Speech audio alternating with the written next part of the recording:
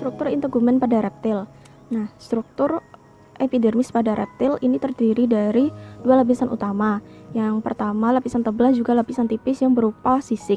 Sisik dari reptil ini terbentuk dari lekukan-lekukan fleksibel yang terdapat pada permukaan epidermis reptil. Lapisan epidermis pada reptil ini tersusun atas 3 lapis. Lapis yang pertama yaitu stratum germinatum yang mengandung sel berbentuk kuboid dan menghasilkan protein keratin. Lapisan yang kedua adalah lapisan tengah yang kaya akan lipid. Lapisan ini berperan penting dalam menyediakan pelindung yang permeabel dan untuk mengurangi keluarnya cairan yang berlebih.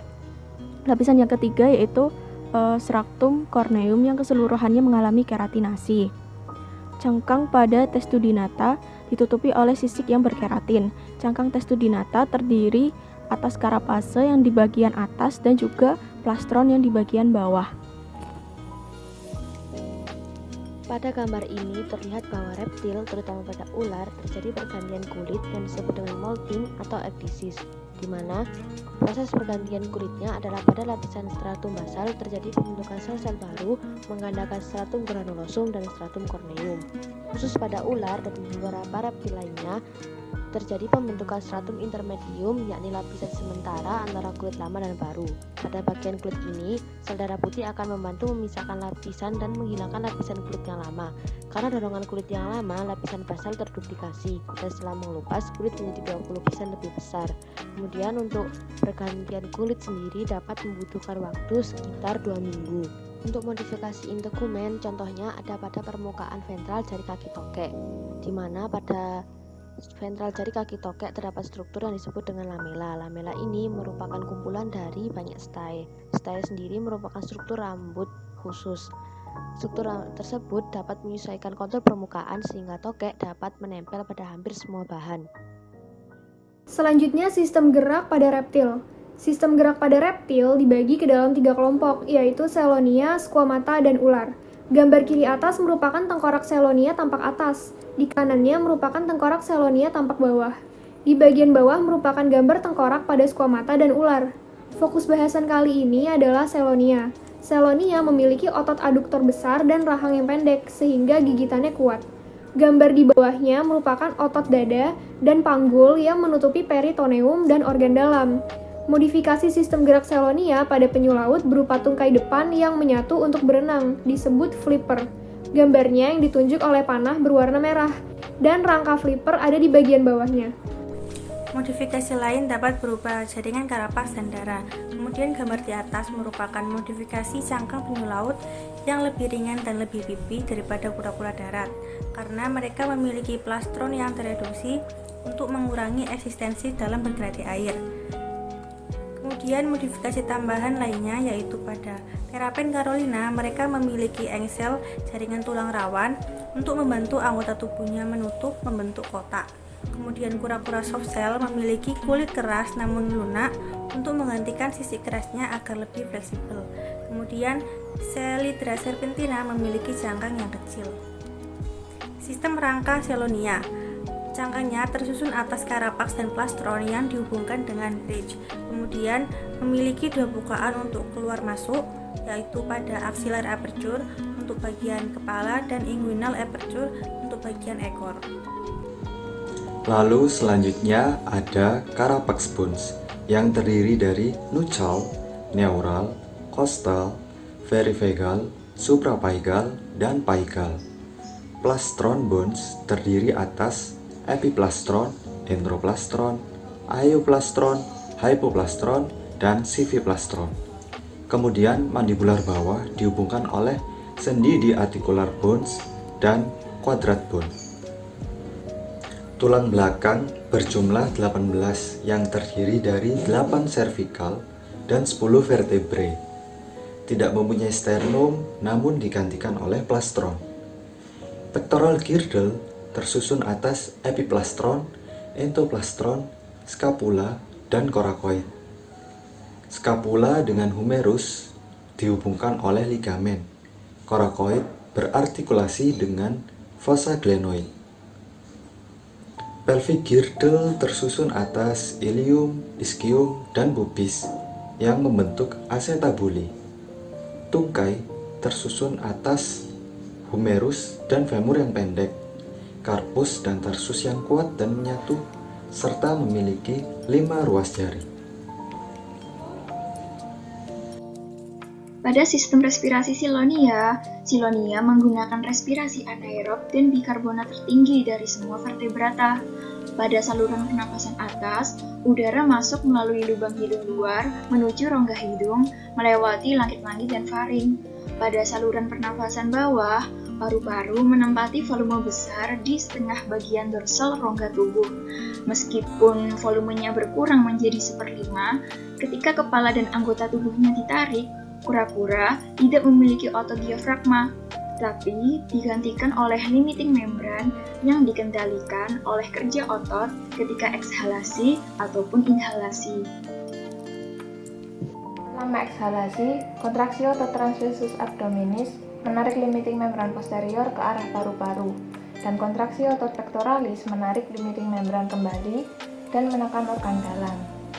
Selama proses inhalasi, otot pernapasan mengendur dan kontraksi oblique abdominis memperluas organ bicara dengan limiting membran posterior ke arah luar. Selanjutnya saya akan menjelaskan tentang sistem pencernakan pada reptil. Yang pertama yaitu Ordotestudinata. Yang saya gunakan yaitu Selonia. Selonia ini memiliki ciri khas tidak memiliki gigi sehingga pada saat mencabik dan memotong makanan menggunakan paruhnya. Nah, pada sebelah kanan ini terdapat esofagus, lambung, sphincter pyrrhus, dan duodenum.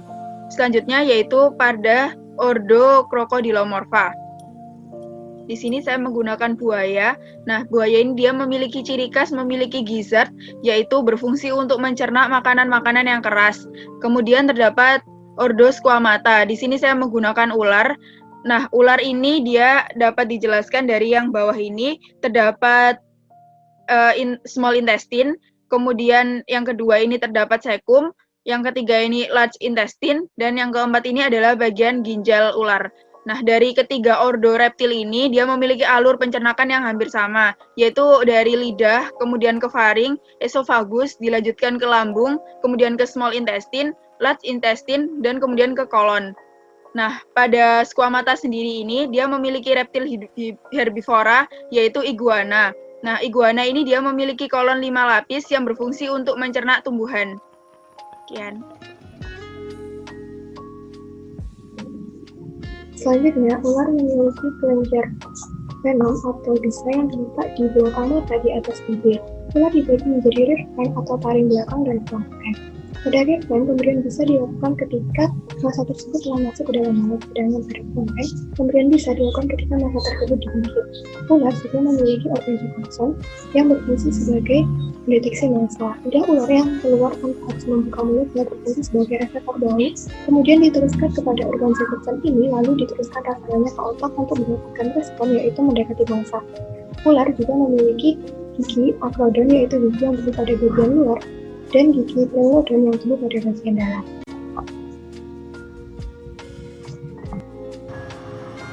Selanjutnya akan dibahas mengenai sistem sirkulasi reptil, di mana akan dibahas mengenai jantung Crocodylomorpha serta jantung reptil non buaya. Crocodylomorpha memiliki 4 ruang jantung. Crocodylomorpha memiliki struktur dan ukuran jantung yang sangat mirip dengan burung dan mamalia. Akan tetapi, pada Crocodilians tidak memiliki lengkung aorta kiri dan kanan. Pada Crocodylomorpha, septum interventricle berkembang secara maksimal, sehingga ventricle terbagi menjadi 2 ruang, yaitu ventricle kanan dan ventricle kiri. Ketika katup Cook-tooth valve yang mengarah ke arteri pulmonalis bereaksi, tekanan di ventricle kanan akan meningkat. Hal ini menyebabkan darah dari ventricle kanan kemudian akan mengalir ke batang paru dan aorta kiri. Sementara itu, darah dari ventricle kiri akan mengalir menuju ke aorta kanan. Kedua aorta ini saling berhubungan di dekat jantung yang dihubungkan oleh foramen Paniza, dan juga sedikit mengarah di sel ke jantung oleh arteri penghubung punggung yang merupakan konvergensi dari 2 aorta sistemik sebagai aorta punggung tunggal. Pada beberapa jenis spesies Crocodylomorpha memiliki sphincter pengatur yang mencegah aliran darah yang tidak diinginkan melalui foramen Paniza selama tidak menyelam. Non buaya seperti ular mempunyai 3 ruang jantung. Kedua atrium dipisahkan oleh septum interatrial lengkap, sedangkan satu ventricle memiliki 2 septa tidak lengkap. Septa mayor sebagai memisahkan ventricle menjadi 2 cavities, yaitu kavum pulmonar yang lebih kecil dan rongga dorsolateral yang lebih besar. Aorta ventral terbagi menjadi 3 pembuluh darah utama, arteri pulmonalis, dan lengkung aorta kiri kanan. Saat diastol, darah oksigenisasi bergerak dari paru-paru ke atrium kiri dan ke dalam kavum arteriosum di ventrikel kiri. Pada saat yang sama, darah terdeoksigenisasi melintasi sinus venosum dan atrium kanan dan memuara di kavum venosum dan pulmonale. Tonjolan otot, septum vertikal, katup atria vertikula, dan aliran darah laminar membantu dalam menjaga darah tetap minimal sebelum sistol. Lapisan buaya memiliki kemampuan to shutting blood. Shunt left to right LR adalah kaya oksigen disebabkan oleh penurunan resistensi paru dan darah beroksigen dari sisi kiri jantung dan dipaksa masuk ke arteri pulmonalis. Sedangkan shunt right to left RL adalah kekurangan oksigen disebabkan oleh peningkatan resistensi paru yang besar dan darah terdeoksigenisasi dari sisi kiri jantung dipaksa masuk ke kedua aorta. Selanjutnya ada sistem urogenital. Sistem urogenital ini terdiri atas sistem urinaria, urogenital jantan, dan urogenital betina. Sistem urinaria. Sistem ekskresi reptil terdiri dari sepasang ginjal metanefrik yang terletak di rongga perut dengan posisi retroperitoneal. Letaknya di kedua sisi kolom vertebral. Tiap ginjal berwarna merah tua dan memiliki lobus. Selain itu, pada ujung anterior nemu menyatu di sepanjang tepi dalam pada posterior. Ujung posterior ginjal melewati ruang kloaka, sehingga secara histologis tiap ginjal terdiri atas bagian tengah, medula, dan perifor, serta korteks. Untuk ginjal berlobus terletak secara retroperitoneal di dalam kanal panggul di dorsa caudal cellum. Ureter pendek mengalirkan ginjal dari sisi sentral dan membuka melalui papila urin di uradeum. Next. Kemudian organ reproduksi jantan dari hewan Varanus salvator secara umum mirip dengan reptilia lain, khususnya ular dan kadal yang terdiri atas sepasang testis, ductus epididymis, ductus deferens, dan hemipenis. Morfologi organ reproduksi jantan Varanus salvator secara umum mirip dengan reptil lain dalam kelompoknya. Di antara ductus deferens dan hemipenis terdapat saluran penghubung yaitu sulcus spermaticus. Masing-masing hemipenis memiliki lubang ereksi dan pada ujung kranialnya terdapat tonjolan-tonjolan berbentuk konikal serta retraktor yang terpisah satu dengan yang lain. Pada vertebrata amniota, termasuk reptil, pembuahan dilakukan secara internal. Sebagai bentuk adaptasi terhadap strategi pembuahan internal, terdapat karakteristik organ, khususnya pada sistem reproduksi jantan. Terkait dengan kondisi tersebut, karakteristik tersebut diantaranya adalah memiliki ductus epididymis untuk penyimpanan sperma dan organ kopulasi untuk mentransfer sperma, sehingga menjamin keberhasilan fertilisasi. Yang ketiga adalah organ reproduksi pada betina. Organ reproduksi pada betina pada umumnya memiliki ovarium berjumlah sepasang, bentuk oval dengan bagian permukaannya yang berbentuk benjolan. Kemudian letaknya tepat di bawah ventral columna vertebralis. Saluran reproduksi memiliki oviduct panjang dan bergulung.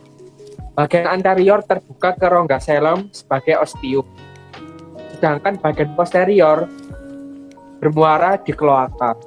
Dinding bersifat glandular. Bagian anterior menghasilkan albumin yang berfungsi untuk membungkus sel telur kecuali pada ular dan kadal.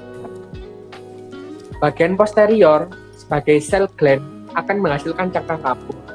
Terdapat perbedaan antara biawak jantan dan betina, yaitu atau tidaknya sepasang hemipenis yang dimiliki biawak jantan. Kemudian, hemipenis berbentuk seperti kantung, terletak di pangkal ekor dan menimbulkan benjolan pada bagian ventral ekor. Sedangkan pada biawak betina memiliki sepasang oviduct dan ovarium yang terletak pada rongga perut.